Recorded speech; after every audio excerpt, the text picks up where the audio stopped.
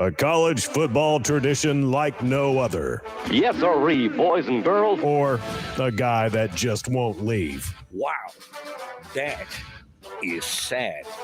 The Dave Hooker Show. YouTube, Apple, Spotify, and the free Off the Hook Sports app.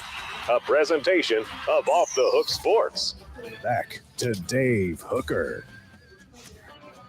Wow, what a weekend for the Vols. 5 picks in the top 3 rounds. That is second most in the nation. But I have one disappointing aspect to the fine weekend for Tennessee football. We'll get to that. Also, a semi-racist comment from a Georgia football player. I didn't like that too much. And Jeremy Banks finds a home. Also, we'll get to 4 downs and break down where every Vol went. And today's tough question, who's most like Steph Curry? Who's most clutch? So we've got a lot going on. That's brought to you by Craven Wings. Good morning, Caleb Calhoun. How are you, sir? I'm recovering. It was a brutal weekend for me. Grizzlies fan, John Morant and them got embarrassed Friday night, and all that talking got silenced, and they deserved every bit of the smoke LeBron gave them. And then my Titans go and draft Will Levis. I just wanted to set the world on fire. Not good times. And good morning to everyone. Good morning to Travis as well. And yes, the Titans picked Will Levis, which is a little bit bizarro. And the Detroit Lions. Did you see what Rand Carthen said on Saturday, by the way, addressing this? I did. Very judgy. Yeah. Very judgy. He's an assistant. Tell everybody who Rand Carthen is for those that don't know. He's basically the GM of the Titans now, and he on Saturday basically accused us media members and fans who criticized the draft pick of taking the moment away from players who are drafted. It's our job to criticize draft picks and critique them. And guess what? Nashville residents just spent over $1 billion on a new stadium. They got every right to feel however the heck they want about how the Titans are drafting. It also came across as really preachy, and it would have come across as preachy for college. In college, they are, air quotes, amateurs. Not really anymore, but it was especially preachy for a guy in Will Levis that's getting ready to take home $8, $9, $10 million. And I'm sorry that he slipped. I hate that for you, Will, but you're still not hurting. All right, everybody, hit that like button. We're going to get to it, and be sure and subscribe if you haven't to this point. We're with you each and every morning at 10 a.m. We've got the apps. We've also got podcasts on every platform you could possibly imagine. So let's go ahead and get to it right now. And I made some people mad over the weekend. I was actually called crazy over the weekend. I want to start with Hendon Hooker falls to the 3rd round of the Detroit Lions. And I'm going to make this argument right now. Caleb, I haven't heard from you over the weekend about it. You may think I'm crazy. The response on Twitter was basically, you're crazy and good argument, but you're still kind of crazy. So maybe I'm crazy. Here is what I would do if I were Hendon Hooker and his family. We share the same last name, no relation, but if he were my son, I would sit down and say, son, gosh, that sounded a little like Bill Cosby. But anyway, son. Bill Cosby and hookers. Okay, sorry. That's not a good combination. Pretend I didn't even say that name. I detest that name and that person. Okay, so I would say, son, here you are with an ACL injury. You say you're going to be 100% in August, but let's be honest. It wouldn't hurt to have a little more time. I know that it's a 9-month recovery, but ACLs used to be a year. So a year's not going to hurt. There's a chance you're going to sit in Detroit anyway. Now, if you didn't check out offthehooksports.com over the weekend, I wrote that, hey, there's this guy named Calvin Johnson who might have been the best receiver in the history of man, but we'll never know because he played for the Detroit Lions. You got Barry Sanders, who might be the best running back in the history of man, but he's not held up to that regard because he played for the Detroit Lions. We have the argument of Gale Sayers, Emmitt Smith. We have the argument of a ton of other guys. But if Barry Sanders played behind the Dallas Cowboys offensive line instead of the Detroit Lions offensive line, there's a darn good chance that he would be the all-time leading rusher, and he would have been even for the Lions. So, Caleb, I said to myself, what would you do?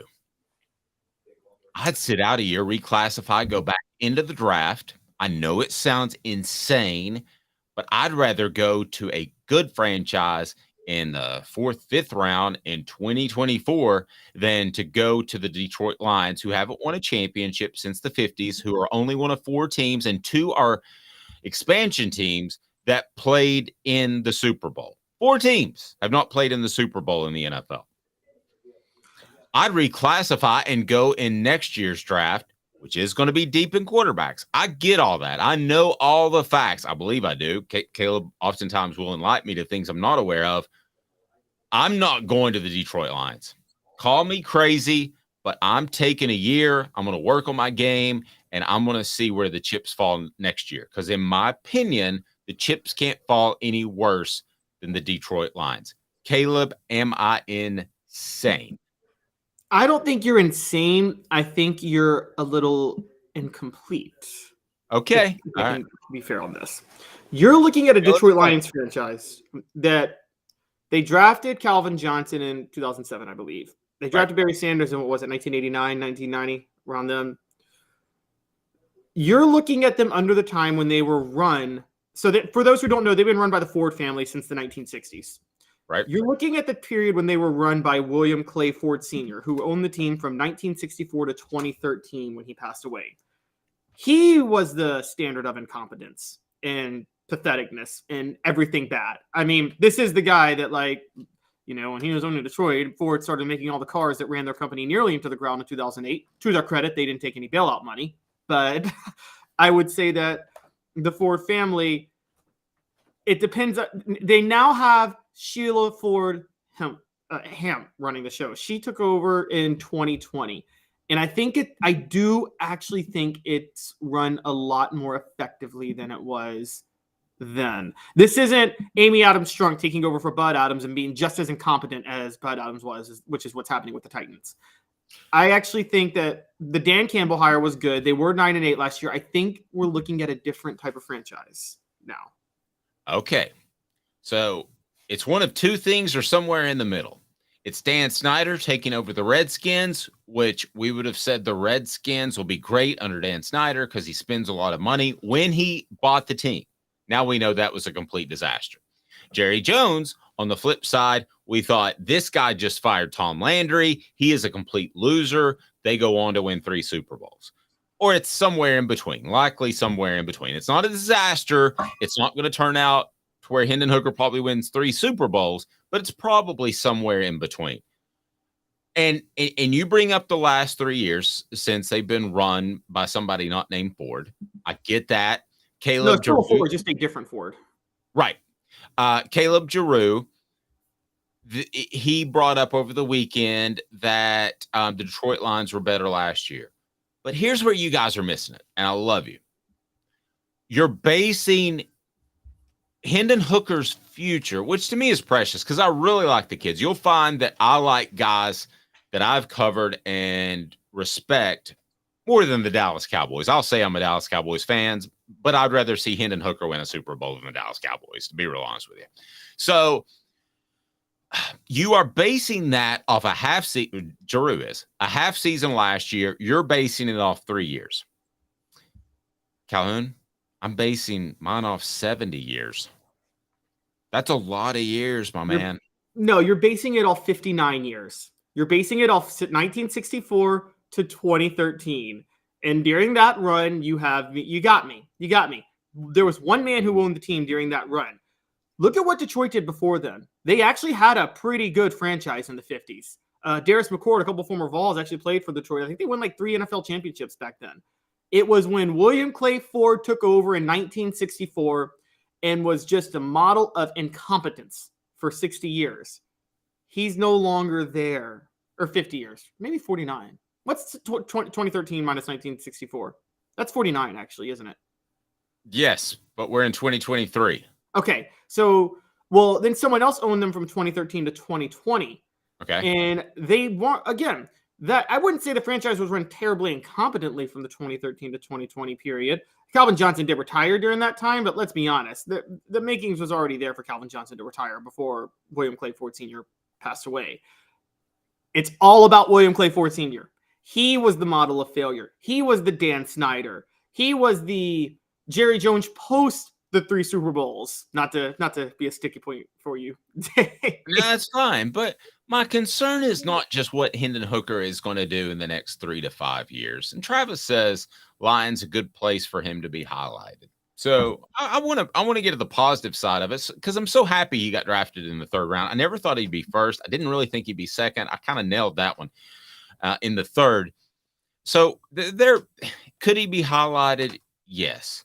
But here's the concern. You took away Calvin Johnson and Barry Sanders' desire to play football.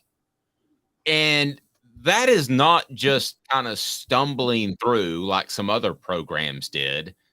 That is a program that is a franchise that is so bad that guys quit in the middle of their Hall of Fame career. That's my concern, is that it takes away Hendon Hooker's love for the game. It's not just that they might not make the playoffs for 5 years. It's much more than that, Caleb. And that's my biggest concern for one of the finest young men that's played football for Tennessee in my lifetime. Yeah, but there are franchises that have driven people into early retirement, but still also produce Hall of Fame careers. I mean, in a reverse, look at the Colts. The Colts forced Andrew Luck into early retirement in his prime, but Peyton Manning had a Hall of Fame career with them at the same time. Now, I know Hendon Hooker's not Peyton Manning. I don't think anybody expects him to be Peyton Manning. But, Dave, in 2 years, he might be the best quarterback in the NFC North. Look who's in the North right now. Who's in Chicago? Who's in Minnesota? Justin Fields. Yeah. I mean, yeah. I mean, I get it. I'm basing it off history, Caleb, and they've been a bunch of losers. And I know what I'm saying. I know what I'm saying is very drastic, okay? And I get that, but I don't think it's completely bizarro. Eli Manning and John Elway had more leverage, but they forced their way to another team. The only thing that scares me about my idea, Caleb, is that Hendon Hooker, as viewed by the NFL, is not an elite NFL talent. Or he would go in the first 10 picks of the draft, right? He's not. We may differ. You may differ. But right now, they don't view him as an elite NFL talent. Elway and Manning had more leverage. I doubt that. I think the biggest pitfall in my idea, I'm going to poke at my own idea, is that Hendon Hooker could get blackballed from the NFL. I think that happened to a large extent for way different reasons for Colin Kaepernick. So could he, if he sat that year, which he's not going to do, I realize this is all hypothetical, but if he sat that year, would all NFL owners look at him like, hey, jerk, you had an opportunity last year. What are you doing? I'm not going to take you. That's the one major pitfall that scares me in my idea. Yeah, it's Hendon Hooker doesn't have this leverage because he was the 3rd pick. And here's the thing, NFL owners don't want to set this precedent at all. And Hendon Hooker is not a player for any of them worth setting that precedent for. So you're right. I mean, the thing about the NFL, we have to bring this up because you're right. For different reasons, Colin Kaepernick was blackballed. Also for different reasons, Tim Tebow was blackballed. And it would happen to Hendon Hooker. But here's the thing. What do Colin Kaepernick, Tim Tebow, and Hendon Hooker have in common? None of them were good enough for the distractions not Hendon Hooker, but Tim Tebow and Colin Kaepernick.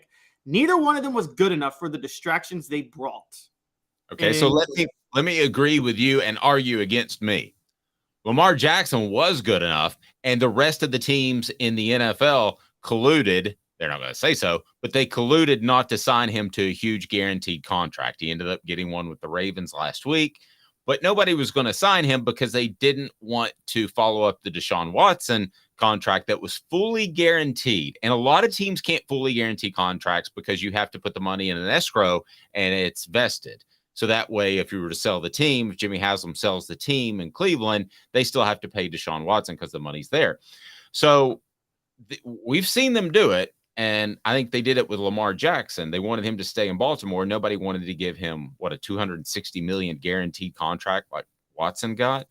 Yeah. So No, you're right, and I certainly think that my argument has that major pitfall, but I think it's at least worth thinking about in the immediate hours or two after the draft.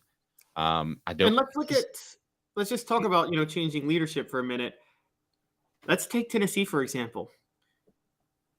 Big Jim kind of moves a bit to the back. Jimmy Haslam becomes to the forefront as the main booster for Tennessee. And look what happens to the program. Tennessee fans finally revolt. Jimmy Haslam is he's a booster, so he's not forced out, but they've basically taken power back from him over the last 2 years. And hey, look at that. Football's finding success again. I'm saying when incompetent people are running your program or franchise, when they get out of the way, you have a chance to be successful. And I think Detroit is out from under the 50-year thumb of the incompetent owner who ran them. I hope so. Smokey says, what a story it would be for Hooker to win a championship for Detroit, especially considering the issue he had with his heart a couple of years ago. This kid, I mean, everything stacked against him. You had the heart issue. You had Justin Fuente, who basically threw him under the bus. I don't know if you read those quotes, Caleb, that he didn't like playing in the cold, which was just absolutely silly. He has the ACL injury. He has to overcome Milton before that at Tennessee. So this guy's overcome a lot. Can he overcome the Detroit Lions? Possibly, and I certainly hope so for his sake. The rest of the Vols, where they went, 4 downs is now. Good fit or not, 4 downs brought to you by AndyMasonRealEstate.com. 4 downs. 4 questions. 4 answers. The Dave Hooker Show. 4 Downs. A presentation of OffTheHookSports.com. We'll get to the free agents as well, but let's go to 4 downs and get Caleb Calhoun's thoughts on these cats, the other 4 that were drafted. First, Darnell Wright to the Bears that we talked about last week at number 10. I think that's a great pick. You can be a Hall of Fame offensive tackle, even with average to bad quarterback play, which they may have. Love it. Huge for the program. I would imagine you agree. Yes. This is a great pick for the program, and Darnell Wright is also a great pick for the Bears. We can question the fit, but I think that's more – sometimes fit is not about whether or not you're a fit, but whether or not the franchise in general is anywhere decent. And Darnell Wright's stuck blocking for Justin Fields. But again, I think offensive linemen are pretty much immune to the competency of franchises. Agreed. So we both give Darnell Wright a thumbs up to the Bears. Jalen Hyatt to the Giants. What do you think of the fit there? Thumbs up, thumbs down. I actually think it's a good fit because of what the Giants need. I think Jalen Hyatt is going to a good situation because the Giants are a team that are going to be and they were desperate for a vertical threat for Daniel Jones. And they are, whether or not you believe in Daniel Jones, the Giants are going to be fully invested in trying to make Jalen Hyatt work. Yep, I agree. I think it's a great fit. That was second down.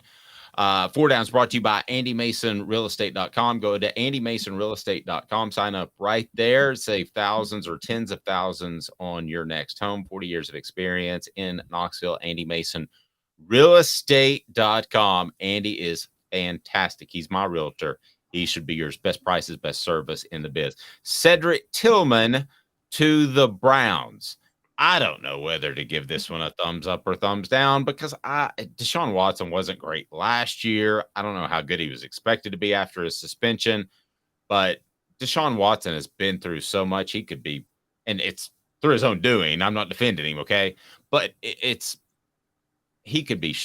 career could be shell-shocked and never recover. I don't know. I think it's a bad fit. I mean, they have this loaded wide receiver room. Cleveland doesn't know what they're doing. I just talked about Jimmy Haslam, it's so incompetent. Have you seen the wide receiver room? Elijah Moore, they brought in. You're going to love this, Dave, to trigger you. Amari Cooper's there. Donovan Peoples-Jones. I think they're throwing stuff at the wall and see what sticks. I feel so. Cedric, my condolences. If anybody needs to, say, I'm not playing. If anybody needs to pull out and go into the draft another year, Cedric, it's you, bud. Don't go to Cleveland. Heed my warning. Don't do it. So He's your sit guy.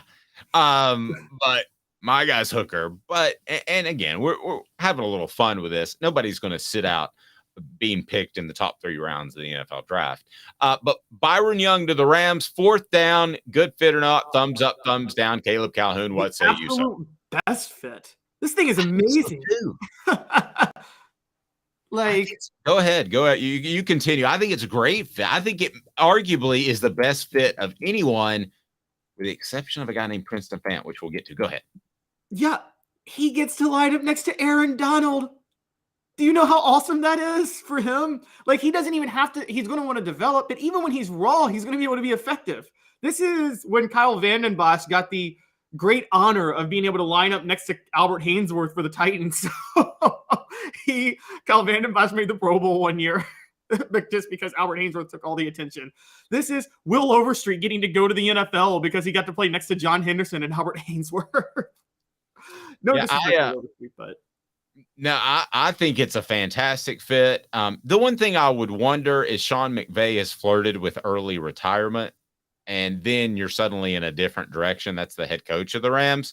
But as long as he's there throughout Byron Young's beginning of his career, the genesis of his career, first 2-3 years, I think they're in great shape. And the Rams, too, if Byron Young ends up being one of the pieces of building them back to a Super Bowl champion, what they're going to do is they're going to mortgage the future, and they're going to go out and get free agents and try to make a run and win another Super Bowl. So I love that fit. When I saw that, I was like, that is absolutely fantastic. I can't think of a better fit, except maybe Princeton Fant to the Cowboys, which we will get to. So of those 4, that was 4th down. I mean, I do love that fit.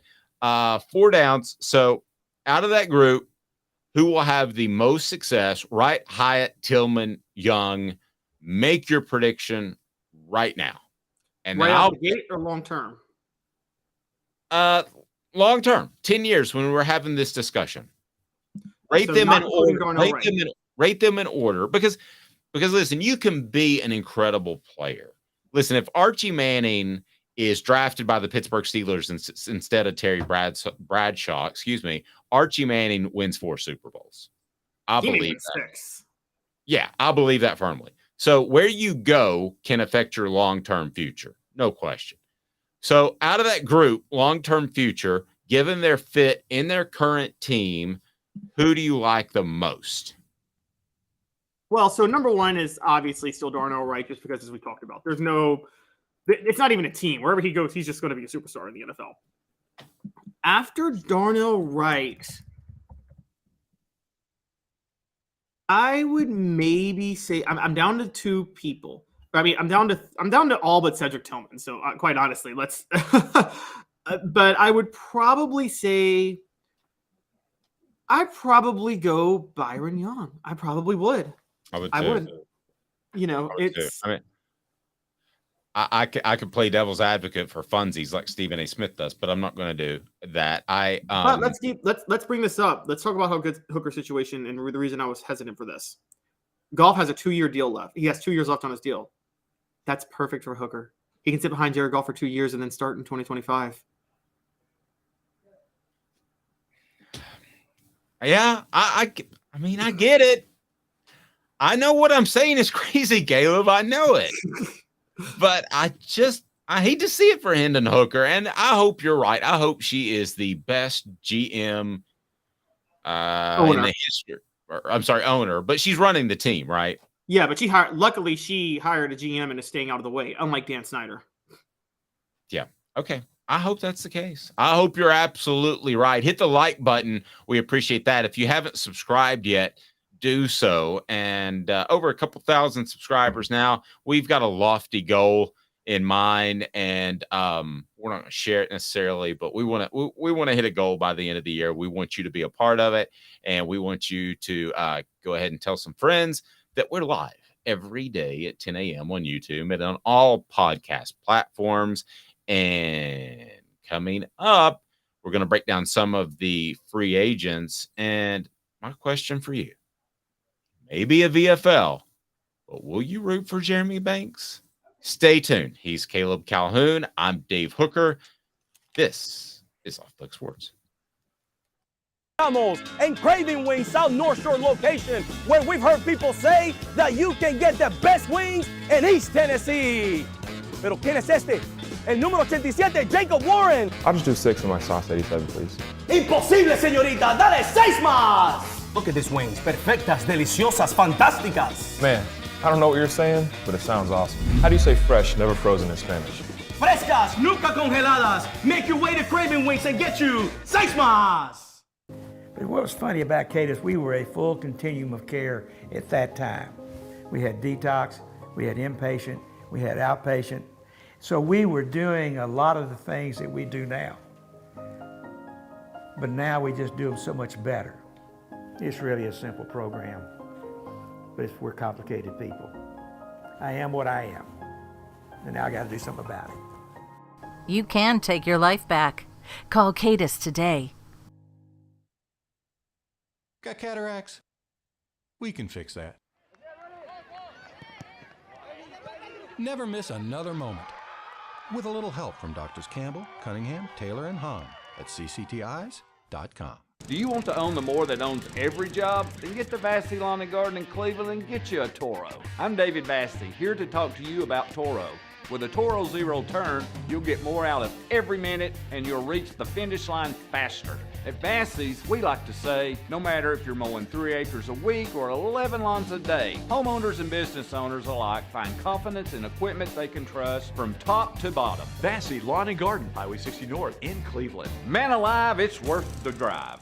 Our family has been creating jewelry since 1986, each piece unique with a story all its own. I'm Rick Terry with Rick Terry Jewelry Designs. I'm a jeweler, and I want to be your jeweler. We're grateful that you chose us to be Knoxville's best jeweler. My family and staff look forward to serving you. So please come see us.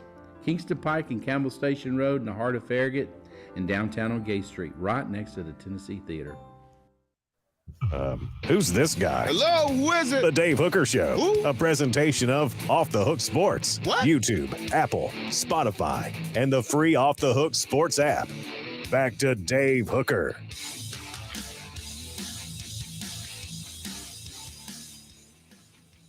I think there's a debate on the message board about Calvin Johnson. Calvin Johnson is the most physically gifted receiver I've ever seen in my life. That being said, Jerry Rice, in my opinion, is the best receiver ever. Randy Moss is certainly right there with the most gifted receiver I've ever seen in my life. But I just don't know what Calvin Johnson would have been because he never had a great quarterback to throw to, even at Georgia Tech. And this from Hoghead, perhaps the Bucs can get good and Banks can ruin a magical season out of personal greed. Ouch. Maybe. Well, Tom Brady right there, maybe Jeremy Banks will even more so expect to make more money than the quarterback. Yeah, and I didn't say greatest receiver ever. That is Jerry Rice, no question. But greatest talent I've ever seen, I can't imagine if Calvin Johnson were much younger and went to the Niners in the 80s. Dave, I'm disappointed in you saying Jerry Rice, and I'll tell you why. I do believe in the 49ers won 2 Super Bowls before Jerry Rice got there. And he was on those teams. No, the first 2 Super Bowls they won, they didn't have Jerry Rice. It was Montana and Dwight Clark and things like that. But more notably, like, he was lucky enough to be a system player and probably the most cutting edge offense of all time. Let me ask you this. You need a play. You need one play to get a first down to win the game or to keep a drive alive. Do you want Jerry Rice or Michael Irvin? Who do you want in your foxhole? Well, that's tough. For the record, I looked it up. We were both wrong. Jerry Rice won 3 Super Bowls. Okay, so he missed the first. Well, because he won. Yeah, but San Francisco won 5. Remember, they won 2 with Montana without Rice, then 2 with Montana with Rice, and then 1 with Steve Young with Rice. Right. So he won.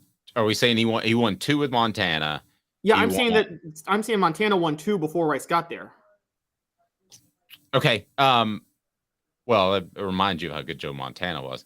I think, yes, that was a system thing, but I think Jerry Rice was the guy who got, if you remember, Taylor on the other side, got him open a lot. He made Brent Jones a tight end and who was average into a really good player. I mean, they were loaded, don't get me wrong, and there was a system, but I just don't think Jerry Rice was coverable. Now, Calvin Johnson to me had more physical ability, maybe than other than Randy Moss of anybody I've ever seen. But yeah, so 3 Super Bowls. I stand corrected. I think Jerry Rice is pretty darn good. I think Jerry Rice, hot take, here we go, was the Roydell Anthony of the 49ers. He was to the 49ers what Roydell Anthony was to Florida. Riedel Anthony. Riedel. Sorry, I said Roydell. I don't know. Why did I say Roydell? Yeah, Riedel. Riedel. Excuse me. Brain lapse. Riedel Anthony. Yes. It happens. It happens. It's a Monday morning. All right. So we have it on good authority that Jerry Rice won 3 Super Bowls. So, all right. Another good fit. I want to ask you about 4 guys before we get to the Jeremy Banks situation. And it's brought to you by crafttreats.com. Crafttreats.com. Use the promo code Off the Hook. That's the promo code Off the Hook, and you get 20% off your order. They've got the chill pills that will help your pet with, well, basically almost everything. Digestive issues, arthritis, also with anxiety. That is crafttreats.com. They've got non-CBD treats as well. Use the promo code Off the Hook, get 20% off.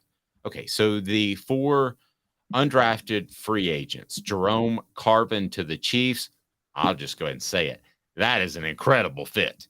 You are a solid offensive lineman. You go to the Super Bowl champion. You go to an incredibly run franchise. Congratulations, Jerome Carvin. You're better off going there than getting drafted in the 7th round to a team like, I don't know, the Lions. Yes, and you're reunited with Trey Smith, which is huge. And don't think this for a second, by the way. I know this because I've seen patterns.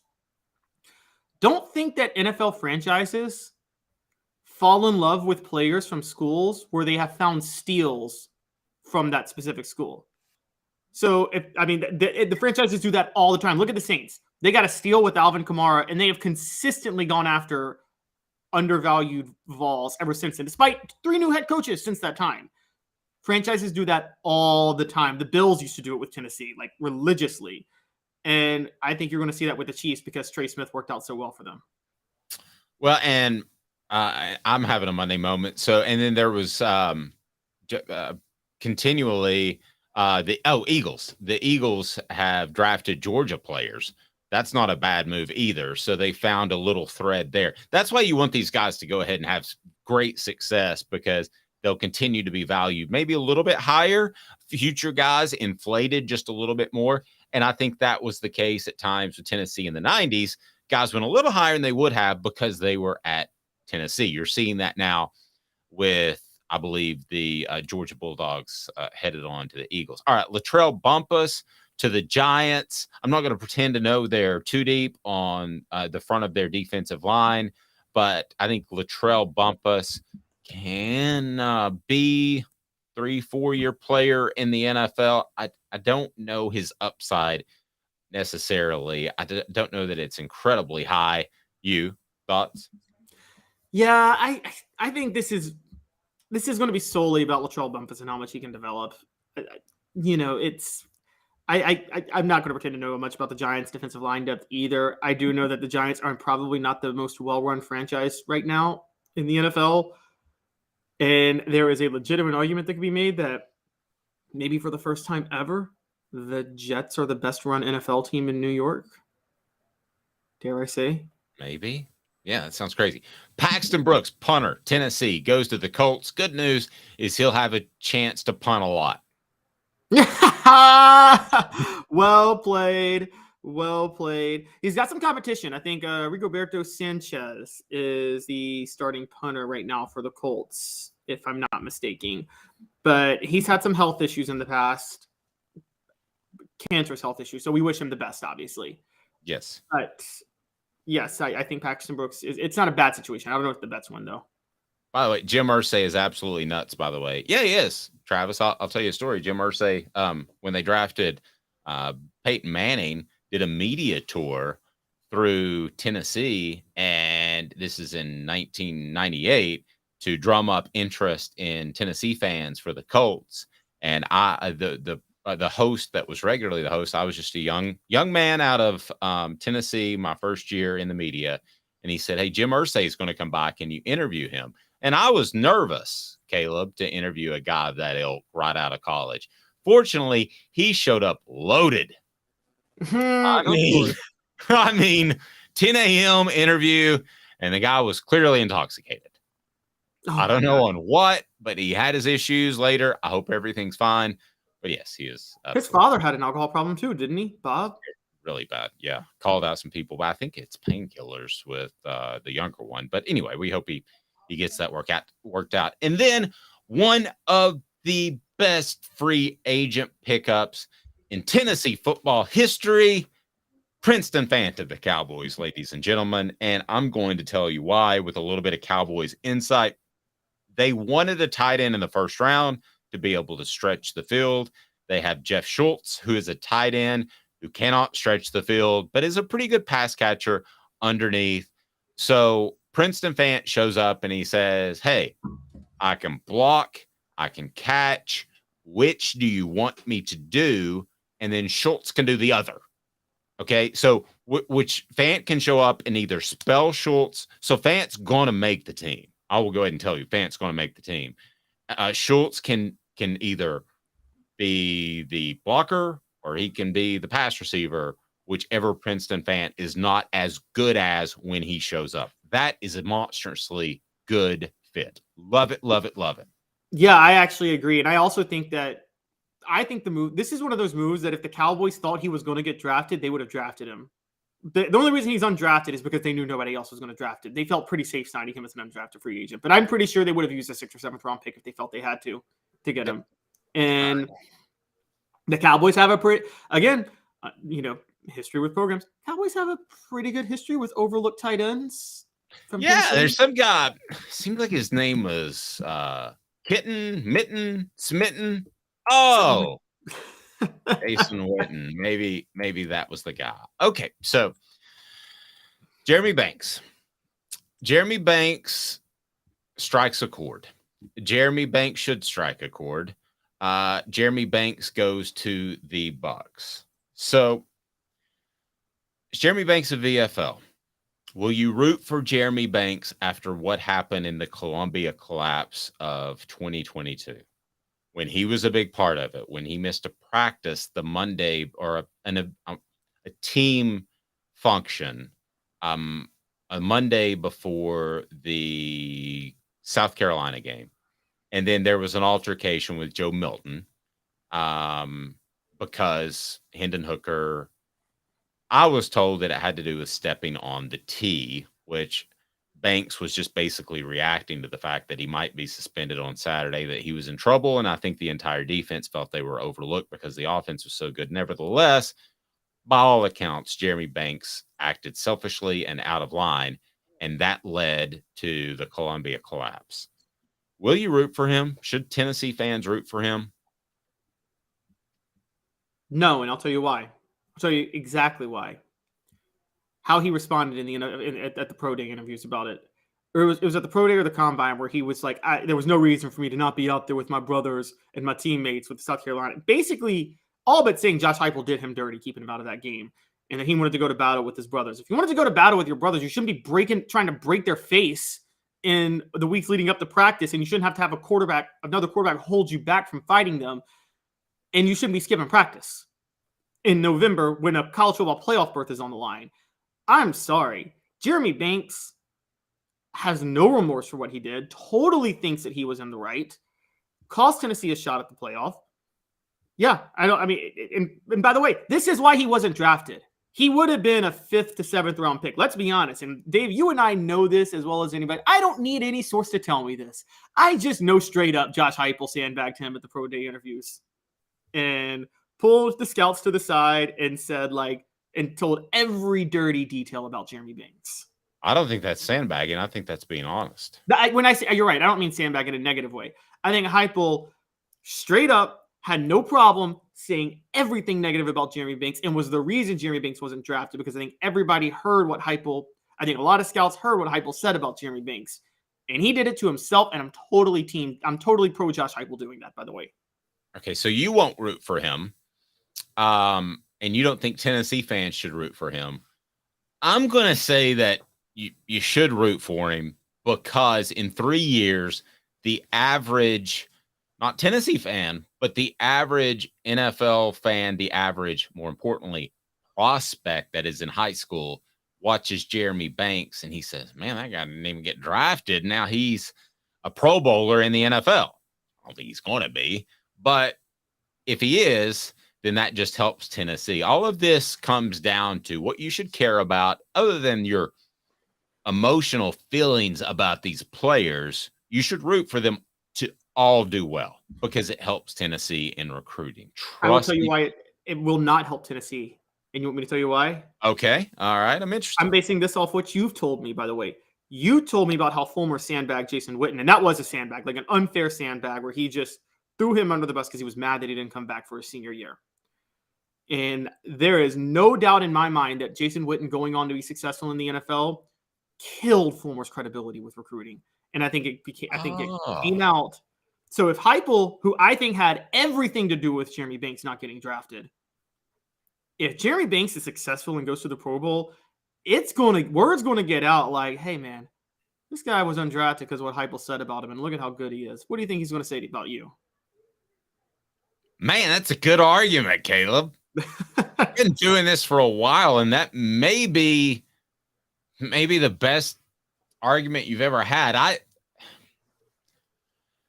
Okay, but if he's wrong on one guy, if Heupel ends up being wrong on one guy, and I think both of us think that the chances are Jeremy Banks is going to continue his jerkitude in the pros and not be a great pro, right? Do we both agree on that? Okay, by the way, he has severe limitations physically already. So, I mean, just on the field. I think if you're Josh Heupel and you're 1-10 of being wrong about guys when you talk to scouts, I think you're okay. But you do bring up a great point. If he goes on to be the next great linebacker, then yes, then that makes Heupel not look so great. But I don't think that's going to happen. Travis says he wasn't that good to begin with. How good was he in retrospect? If you want to go back 2 years ago, if you want to go back to 2021, coming out of that season, I thought he was on the verge of being a playmaker, maybe not superstar, but standout in the SEC. He wasn't even the best linebacker on his team. Beasley was. So how good is he just as a player? Forget about as a dude and as a teammate. How good is he? And J. Mac Vols says, how do you know Heupel said negative things about Banks based off speculation? Well, we don't know, but if he was honest based off what we've reported and feel solid about it, and Jimmy Himes was on the program and reported too, if he was just honest, then he didn't have anything great to say about him about the South Carolina thing. So, and he went from being invited to the combine to not being drafted, and actually being on the all combine team, which suggests that during the pro day interviews, somebody said something about him. Yes. And he came across as bad, which you pointed out earlier. So, it's hard for me to think poorly of someone that did give their all, so to speak. But how good is Jeremy Banks just as a player in your mind? I think Jeremy Banks is a very good run stopper, but I think he's very situational. And so he can never be a starter in the NFL, a linebacker. It's not going to happen.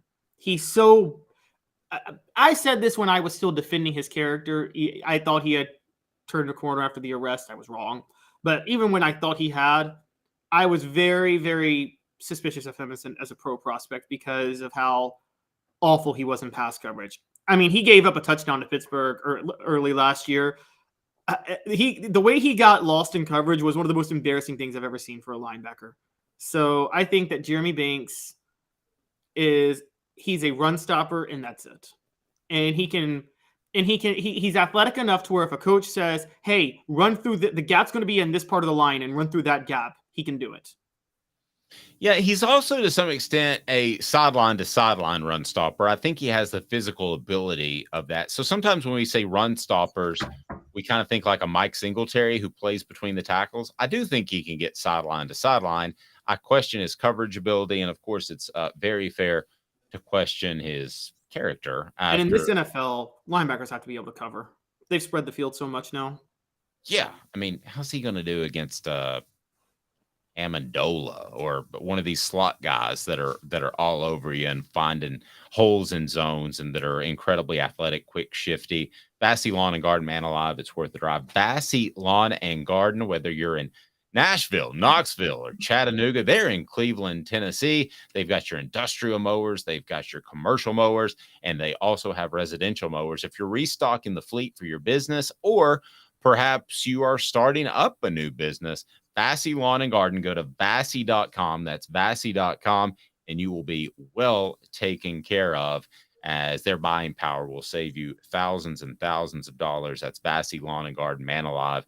It's worth the drive. Travis says, we know he was never an Al Wilson. No. That's so blasphemous to even bring Al Wilson up. Like, there's like 100 linebackers between Al Wilson and Jeremy Banks. Maybe 500 Tennessee linebackers between Al Wilson and Jeremy Banks. Yeah. Orange Blood, thank you, sir. Like, share, and subscribe. Do that. Big crew on board already. So glad to see that. Now, the most clutch Tennessee player of all time. Why do I ask this? Because I'm going to tell you who it is next. And the guy who's most likely to do a Steph Curry, who dropped 50 in game 7, most clutch Vol of all time. I'm just going to tell you it is in my lifetime. Right after this. I know you like the heat. You got to try my signature sauce 87. Dude, you know I love you and I love to try your wing sauce. But when it comes to wings, I need them really hot. I hit 105 on the radar gun. I need to be pretty spicy. Yeah, I know that, man. Look, if sauce 87 isn't enough for you, I guess you can try the Holy Moses or the Grim Reaper. Now we're talking. Take it from these Farragut Admirals. When you're craving wings, it's got to be Craven Wings. Visit them online at cravenwings.com. With all that sun, sand, and salt water, the beach is a very relaxing place. Unless you wear contacts. Ow! Open your eyes to the best the beach has to offer with LASIK vision correction from Campbell Cunningham Laser Center. Hi, Mike Davis here with City Heating and Air, reminding you to always dare to compare. Our team provides quality local heating and air service, installation, and maintenance across East Tennessee. We use only the best equipment like American Standard heating and air conditioning for your residential, new construction, or commercial needs. Honesty, dependability, and customer satisfaction have been the cornerstones of our business since 1961. City Heat and Air. Dare to compare. Before Cadis, I was really heavy into the drug culture. I was selling drugs. I was just constantly in pain. I was missing like a good support system in my life. Cadis has given me everything that I need in order to successfully have a wonderful recovery, in order to have a life that I didn't even know was possible. And it's not just about me anymore, and I love that. I absolutely love it. You can take your life back. Call Cadis today.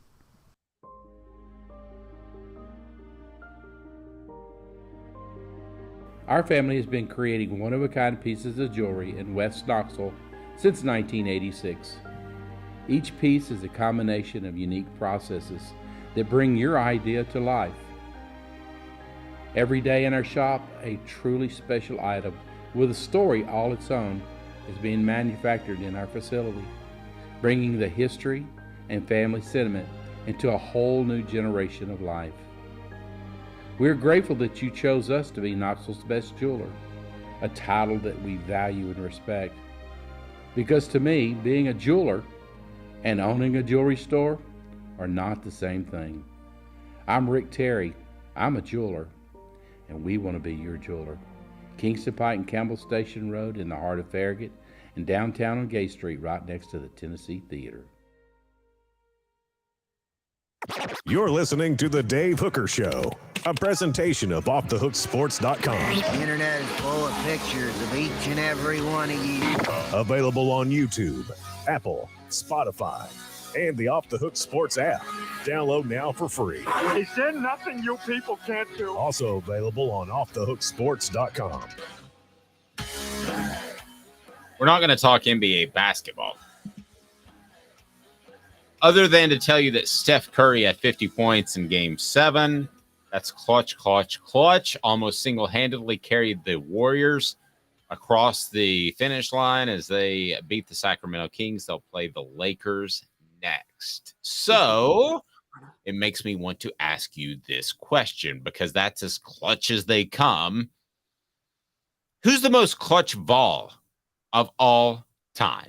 Or at least in our lifetimes. I'm not going to ask you to go back and do digging on Condridge Holloway or Gene McEver, whoever. I'm not going to ask you to do that. Johnny Majors. I mean, that's before a lot of our times. And clutch is not something you can really put into numbers and that sort of thing. But Dewey Warren, the Swamp Rat, gets a shout out for the Blue Bonnet Bowl, Rose Bonnet Bowl. Who's the most clutch player that you've ever seen at Tennessee? I'm going to tell you who it is, Caleb. So you kind of one-up me here a couple of times today. You've been on top of it. I'm going to tell you who it is, but I'm going to let you go first. I have some ideas on who you're going to go, and I will dismantle them when you get there. And so, so the most clutch fall of all time, and I got a lot of names for this, and it's tough for me, but it's Peerless Price.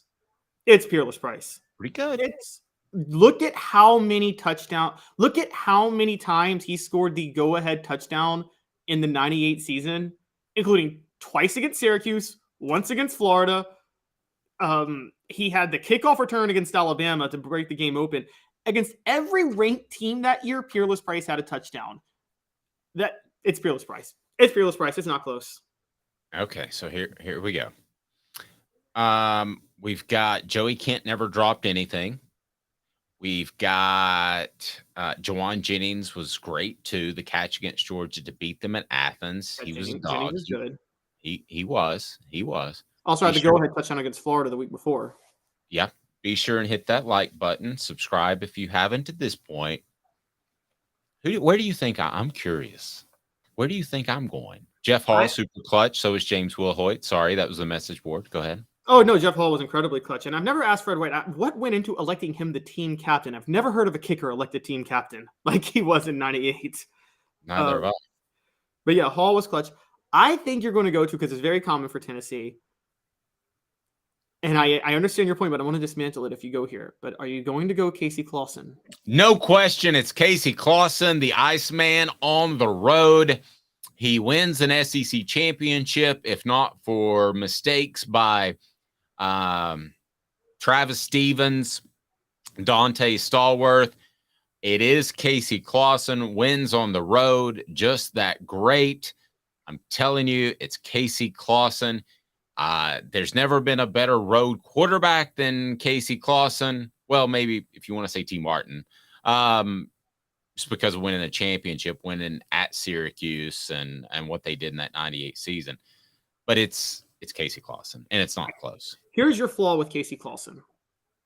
Casey Clausen, if you need a play and you're in the game, I agree. Casey Clausen. 4th and 19 against Alabama. Like, that's still I still can't believe he converted that. Of course, Mike Shula may have called the worst defense in the history of defense. And that, you remember that defense he called, that 2-man rush with a soft zone and 3 quarterbacks and spy? You're spying Casey Clausen. You know he's not running for a first down on 4th and 19. Agreed. But and against Auburn that year, there was a 4th and 13. But here's the flaw with Casey Clausen, and this was very common when he was at Tennessee. When it was a back and forth game, he was going to be clutch in the end. If the game ever got a little bit out of hand, though, and you felt it was going to slip away from Tennessee, Casey Clausen could never re-rally the troops. And so to give you an example of that was 2003 Georgia, the Sean Jones 99-yard fumble return, maybe the most infamous play in Tennessee football history. You were covering that game, I'm guessing, Dave, right? Yes, I was there. Yeah, it was bizarre. I still can't believe that play happened. I can't either. And because Tennessee was about to score, go in up 1. Instead, they're down 20-7 at halftime. That team folded in the second half. And I'm sorry, that's on Casey Clausen. You don't let your team fold the way he let them fold. They quit after that fumble because they were so demoralized. If you're going to go quarterbacks that I think we're actually may have, that's part of being clutch, staying level-headed when the snowball starts. See, I think Andy Kelly has Casey Clausen beat in that category. Andy Kelly was the guy when the snowball was rolling against you. He wasn't quitting, and he could rally the troops like nobody's business at Tennessee. Well, no, nobody's perfect, but Andy Kelly, the year before, I believe it was 91, the year before the miracle at South Bend, he did throw an interception late against Notre Dame in Neyland Stadium that cost Tennessee the game, and he admits that he should have put more air under the ball. He threw an interception on the final drive as they were going in for a score. So nobody threw an interception on an out route at Auburn in 03. Right. Nobody's perfect. I mean, nobody's perfect. Yes. But as far as, I guess maybe that, but then Andy Kelly goes and leads them to a win at Notre Dame. So, I mean, I like, comeback. Oh, it was unbelievable. Sorry, buddy, but I just think it's Clausen. And also, let's not forget some of these wins that Clausen gets credit for. Okay, the Miami game. Casey Clausen had nothing to do. The reason Casey Clausen gets credit for that game is because he didn't turn the ball over. That was a Trent Dilfer win if I've ever seen one in college football. Clausen's Miami game. He didn't win that game. The Florida game in 2001. Okay, I know people give Clausen credit, and he was very methodical and poised in that game. That was Travis Stevens. That was Travis Stevens in the offensive line, and Florida could not get a stop. I don't know how Tennessee ran down their throats like they did in that game. But that was all mostly Travis Stevens. And I criticize a lot. We have to give John Chavis credit for coming up with the Prowler package. Oh, yes, that's right. Now, where Clausen was clutch, I will say where it stuck out was, must have been, his second start. They're playing South Carolina. Lou Holtz on the road in 2000, and Clausen leads a late game-winning drive, like a long 14-minute drive, or 10-minute drive that was incredible for Tennessee to win that game. So Clausen definitely had his clutch moments, and I've always felt Casey was one of the most underappreciated quarterbacks in Tennessee history. I just felt he had a bad habit of when the snowball started, he had trouble reversing it. I thought it was that way with 2002, the rain-soaked swamp game. He had trouble with that. He let the Alabama game get away from them that year, the 34-14 Alabama game. He let the Miami game get away from him. And then in 2003, he did almost lead the comeback to Auburn. But then he let the Georgia game get away. And then his final game, the Peach Bowl, I mean, he let that one get away from him. And so I just think that it's not the losing. Look, Peyton Manning had this problem too when he was in college. By the way, underrated clutch quarterback. Everyone says he's not clutch. Go look at that SEC title game. But it just seemed like when the snowball started on Peyton Manning, it started. If it rained, it poured. Well, I have trouble saying that Peyton's not clutch. He's somewhere in the middle. I don't think he's 100% clutch. I think the entire program got tight against Florida, but that'll always hang over him. So fine, let that hang over him.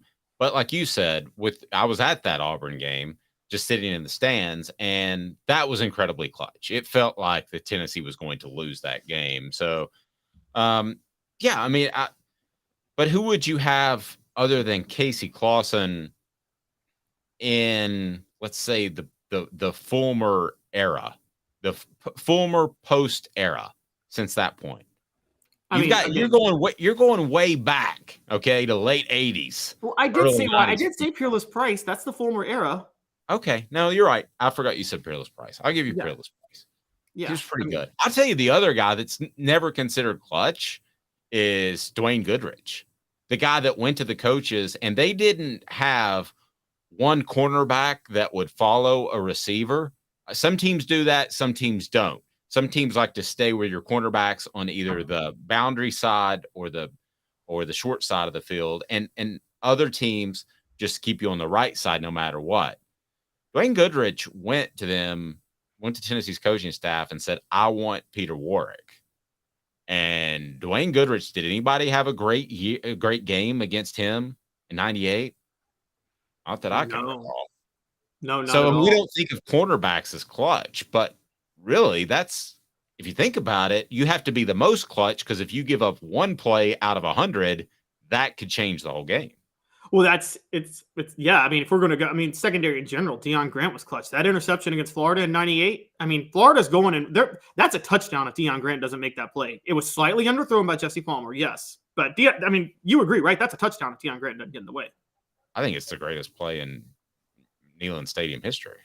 Like, he saved Tennessee. And don't forget the next year. Remember at Florida, Deion Grant got another interception that should have set up Tennessee for a win, and Martin couldn't close the deal. Should we be talking about Hendon Hooker in this conversation? Hendon Hooker was, I mean, last year, the Pittsburgh, and I know we know the Alabama game, but that Pittsburgh game, that was clutch. And he was clutch in the Music City Bowl, even though they lost. I mean, we could talk about Josh Dobbs. Let's just forget Josh Dobbs, in his second start as a sophomore, led Tennessee back from a 14-point deficit with 4 minutes to go at South Carolina. Then he leads them back from a 21-point deficit against Georgia the next year. Then against Florida in 2016, he has a 21-point deficit that he leads them back from. And the next week, he leads them back to a Hail Mary to beat Georgia. I mean, that was clutch. I can't go Dobbs on clutch because to me, you have to be knocking on the door of a championship. Okay. At least not. So I'll take Hooker because they were knocking on the door of making the college football playoff. So if I had to rate it, I'm glad you brought up. I'm glad, Travis, you brought up Hendon Hooker because if Hendon Hooker had a little bit more games under his belt in college, I think he'd be right there in my mind with Hendon Hooker. If for instance, he couldn't go to the NFL and he were playing for Tennessee for one more year, I might have changed my mind. But right now, I'm Casey Clausen, your peerless price. But I think another season, another couple of clutch games, we're talking about Hendon Hooker being that type of guy. He just didn't play enough because of the transfer and then not having the job in year one to Joe Milton. Yeah, no, you're right. He didn't. I still would be going Peerless though. Again, that 98 guys, go back and look at the stats from that night. Look at when Peerless Price scored his touchdowns in 98. Every one of them was either a lead changing touchdown or one to give Tennessee a one score or go from a one score to a 2-score lead against a ranked team. Well, don't forget the Florida State defensive back was wrapped around him in that national championship touchdown catch. I mean, yes. I still remember I didn't think when that ball was in the air coming down, I was like, oh, he's covered. That's not going to be completed. I'm like, oh my gosh. And not only did he catch it, but he had the wherewithal to get away from him. Campbell Cunningham, Taylor, and Hahn. Look at me. I'm not wearing glasses. I'm not wearing contacts. It's awesome. Campbell Cunningham, Taylor, and Hahn has local doctors that will perform LASIK, that will perform cataract surgery, and just your regular annual visits at their vision center. They are phenomenal. Campbell, Cunningham, Taylor, and Hahn. You will absolutely love them. And again, they're local. It is time for every once in a while, we have to shine the spotlight on a guy that just went completely dumb for a moment. What the H? What the? What was he thinking? Release the hounds. The Dave Hooker Show. Keep cool. A presentation of offthehooksports.com. What the H today brought to you by Zul Beer, xulbeer.com, zulbeer.com. And I'm telling you what, worldwide award-winning craft beer, great place to park downtown with panoramic views of Knoxville. What in the world was a Georgia player saying, streaming during the draft? Give us some background if you can, Caleb Calhoun, because we both saw the story. We've talked about it. It wasn't great. You give everybody some background who hasn't heard it yet. So Jamal Jarrett, a 4-star recruit in Georgia's 2023 class. I believe he's already in the program. I think he took part in spring ball. Don't quote me on that, but I think he did. Live streamed the NFL draft the other day. And as a Georgia guy, he's a defensive lineman. He was naturally calling for the Falcons to draft Jalen Carter because the Falcons were on the clock. And so he's live streaming. He's like, hey, draft Jalen Carter. Okay, all seems good so far. There was a person of Asian descent. All seems good so far usually means things are going to go south. Yes, exactly. A person of Asian descent was reading out this draft pick on the clock, and he decides to say, Jalen Carter, come on, Asian, ching chong. And I'm saying that quoting him, guys. I just want that to be clear. This is really disturbing. Now, let me be upfront and say this. We've all said he's 18. We've all said stupid stuff at 18. I'm not going to condemn him right now. I am going to pay attention to how Kirby Smart addresses this. I'm going to also pay attention to if he does something like this in the future. And I certainly said some absolutely stupid things when I was 18 years old. And I don't want to be judged by that. I'm sure I said things that, yeah, I can't even imagine. Really not in terms of race so much, because I did have black friends, and that to me was never a thing. But I probably said things that were insensitive, just not in a public forum. And I got into actually broadcast and got into radio at 24. And, even then, before our culture of wokeness, I knew that you just don't say certain things about people. And to me, it is also a little bit short-sighted for him to be streaming, because my son is big into the gamers that stream. And one streamer had like 5 million subscribers or whatever it was. And he thought it would be funny at a convention to stream walking into the restroom, and he lost his YouTube channel. They canceled him. Boom, it was all gone. And okay, so this streaming thing, Caleb and I know, because we've got broadcast experience. It's the same thing if you get caught in a snafu as if you're on ESPN. If you're on here, people will say, that Dave said something insensitive. So I think that Kirby Smart is not going to address it publicly, but I would certainly use this as an example. In some ways, this could help Georgia, because it's not a monstrous thing. It's not as big as a Caucasian, frankly, using a terrible African-American slur, which I think would be worse. But it is something that I would sit my team down and I would say, listen, you stream this stuff, you tweet this stuff, anybody can see it, and it's on your record forever, because there's no pulling it back. So I think it actually could end up being a good thing for Georgia if Kirby Smart handles it the right way. I agree, but that's the thing. He's got to handle it. I do think, and I mean, people are going to maybe think excessive, but this is a freshman, so it's not a big deal if you do this. But just to make a point, you're not allowed to dress with the team for the opener. Like, just make statement like that to say, one, be careful of what you're streaming, but two, this type of language is not tolerated amongst us. That demean people for their cultures and for their ethnicities and their background. That's not going to be tolerated. You're not going to be canceled because like you said, I said plenty of stupid things, and I was lucky to not have access to social media at the time. So I'm not condemning this kid or canceling him or whatever. I am saying it's good for the kid, and it's good for Georgia if Kirby Smart addresses this in a disciplinarian way, to say, not to cast aspersions on him, but to say this is something that we can't allow in our program. Yep. Travis says, I'll bet Dave's mortgage. That's an ongoing joke, because I always say I'll bet my mortgage. That's when I mean it's serious, that nothing happens. Nothing's going to happen publicly. And it's pretty racist regardless of the color of the dude. It is. It is pretty racist. But there ultimately is one word that's racist that we never say. There's no way. Yeah, if a white person says it with a hard ER and like in a demeaning way, there's no way they didn't know that was bad. Like, this person, you could say, okay, this is bad, you don't say, but yeah, every way, we should all know, never say the N-word in a negative way referring to African Americans. Yes. So, but yeah, this was problematic. It was pretty racist. He doesn't need to do that, and hopefully it's a learning experience for Georgia's football program and the other players. If it's not, then Kirby Smart doesn't care. Would it be different if Asian Americans were a big part of college football? In other words, if African American said something about a Caucasian, or a Caucasian said something about an African American, would it be taken worse, because those are the two primary? Polynesian is another one, but those are the two primary races that are a part of football. Asian Americans aren't a big part of football. Would it be for his love? No.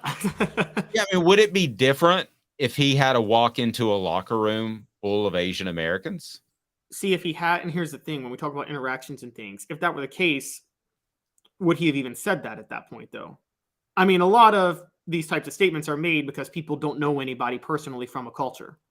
And so, I mean, he's from Greensboro, North Carolina. I mean, so that the thing is, Caucasians and African Americans aren't usually going to make statements about each other like that, because if you're on a football team, you're dealing with them all the time. And so that you would never say something that would demean the entire race. I think if Asian Americans were a lot more a part of football, I don't think he would say something like that, because he would actually know people of that descent and know that that's hurtful and offensive. That's a good point. Hit that subscribe button if you haven't already. The like button, please share as well. Special guest tomorrow. John Adams will join us, and he will say, hey, in a whiny way, and probably talk about his health issues, which now he and I share. We used to joke about John talking about health issues too much. But now that I have health issues, and as you get older, everyone has health issues, I really feel for him. John Adams will join us tomorrow. We will talk about the Vols, his thoughts on several topics, and we look forward to that. The home of Josh Ward, John Adams, and Fred White. And we've got more news coming up about the Celebrate 98 series. This has been a presentation of Off the Hook Sports. He's Caleb Calhoun.